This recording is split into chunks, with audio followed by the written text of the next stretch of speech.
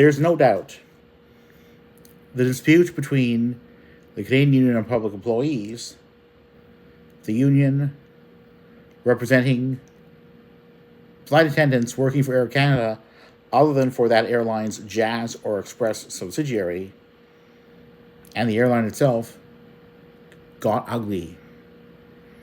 I'll say more in a couple of previous short videos on that dispute. There's no doubt, though, also that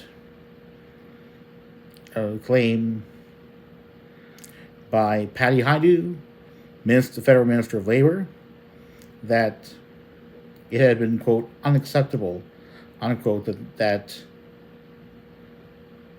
of there having been, quote, such little progress, unquote, made at the bargaining table. Whose fault is that? Is that of the airline. The airline, via its refusal to acknowledge the need to pay flight attendants for every on-duty minute, is why we're here where we are. The airline had months to work out an agreement to negotiate fairly, bargain fairly. That airline did not do that. There's another interesting claim made that that intervention was earlier this afternoon ET. Minister Hajdu put an end to labor dispute by having via an order for flight attendants represented by QP to go back to work.